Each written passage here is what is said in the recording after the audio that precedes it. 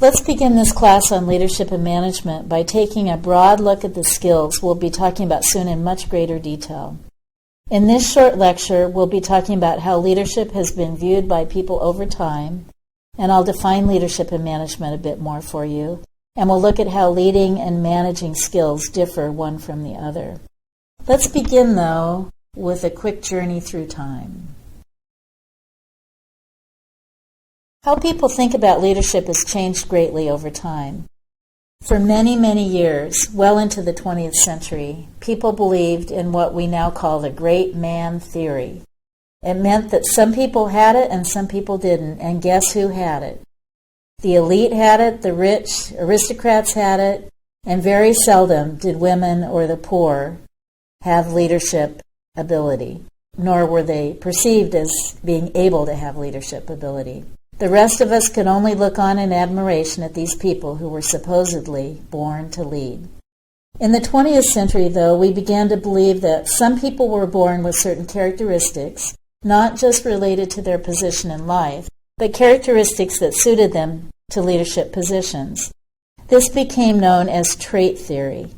Those characteristics or traits still limited how leadership was defined, of course. It tended to occur in people who had access to education and who had certain opportunities in life. And as a result, they could speak eloquently, they had self-confidence, they could afford to take risks, and many of them could afford to show courage. In many cases, trait theory still meant that only a limited number of people had the right traits for leadership. Still, even though this is an old idea, trait theory was the beginning of our modern thinking about leadership, because it was then that people began to let go of the idea that only people of a certain class or gender were born to lead. In the 1940s, we started to see the first studies of behaviors that were associated with leadership. Studying behaviors was critical for how we look at leadership today, in fact. Today, there's near consensus that effective leadership is determined more by what leaders do and how they act than by their class, their gender, their race, or even by the certain personality characteristics that they may have been born with. Today, we believe that traits may play a role in leadership, but that many of the most important leadership behaviors can also be learned through practice. Studies about leadership behaviors were common from the 1940s onward. If you studied the behaviors of enough people, it became clear that both inborn traits and learned behaviors could be observed and correlated with successes in leadership, looking at things like outcomes such as greater production on the job, lower turnover of workers, loyalty that people felt towards the company, job satisfaction, high-quality outputs. Those outcomes could be associated through observation with certain types of learned behaviors.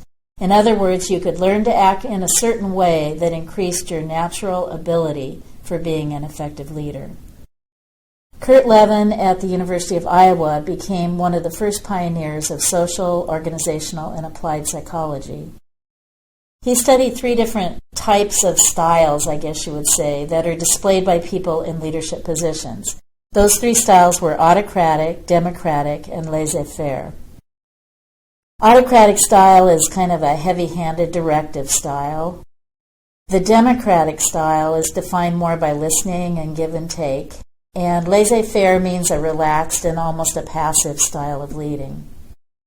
Levin found that democratic styles tended to produce greater loyalty among workers and greater productivity from workers. At about the same time at the University of Michigan, Rensis Likert was studying production-oriented and employee-oriented leadership styles. He found that employee-oriented style tended to be more effective in terms of long-term outcomes. Stephen Covey, whose book we'll study in this class, calls the same thing the production and production capability balance. He abbreviates that to PPC balance. And what he means, and what Likert found, was that you cannot use and abuse your production capability, in other words, your employees, if you want to stay in production for a long time. We'll be talking more about the PPC balance in week 2. Likert work led to the development of scales for measuring leadership behaviors. These scales we still run into once in a while today.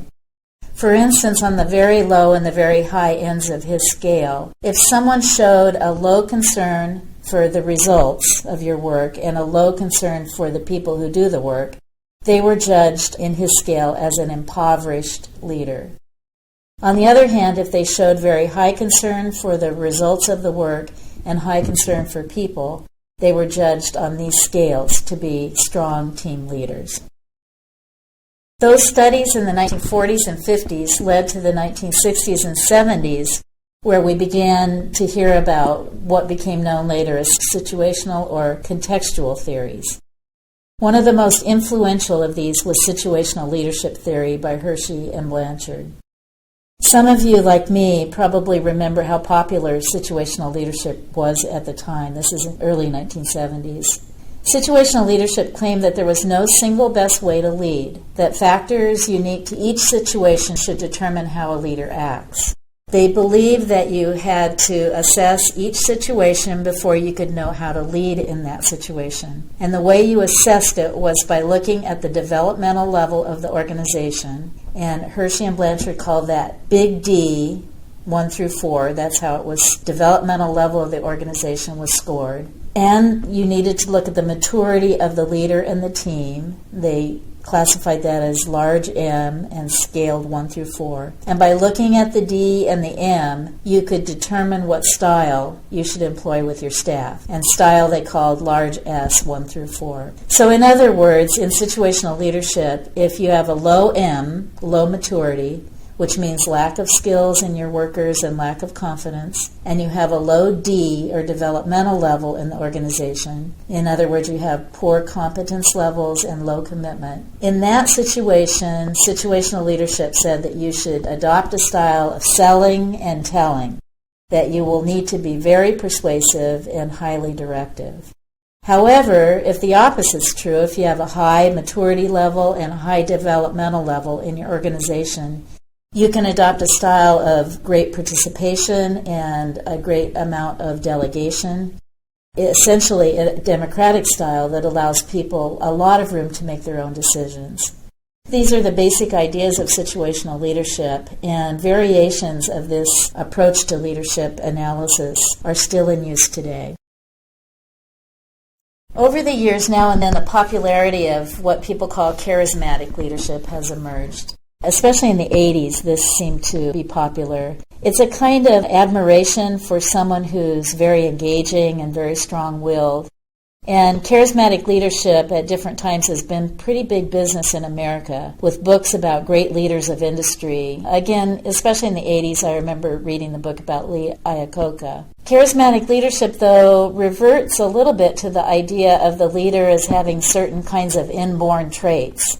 And charismatic leadership does not emphasize at all the behaviors that people had to learn in order to become good leaders. There are, however, lots of books about individual leaders, like autobiographies that I've read about Barack Obama and Nelson Mandela, that are different. They emphasize the skills that those two men set out to learn and how and where they learned them. This is quite different from charismatic leadership, where personality is what is emphasized, not the learned behaviors. Peter Drucker, who we'll learn about more in this class, and other people have had very strong reactions against what they call the cult of the individual, or charismatic leadership. These thinkers in management theory have been concerned consistently about the potential for misuse of power when charismatic leadership is the prevailing attitude. They worry, too, that it makes people think that leadership can't be learned, that people are born with it, and that it ignores the idea that they believe that followers are just as important as the leaders. So thinking about all of these trends in leadership thinking really leads us historically to where we are today. And today the prevailing idea around leadership is what has come to be called transformational leadership. The transformational theories propose that effective leadership is a combination of traits, of circumstances of birth, of situations you find yourself in, and critical to this class, transformational theories also believe that learned behaviors and skills are fundamental to good leadership. Let's talk just briefly about transformational leadership before we change our subject focus. Transformational leadership theory attempts to get away from defining leadership in ways that rely on the idea of charisma or uses of power.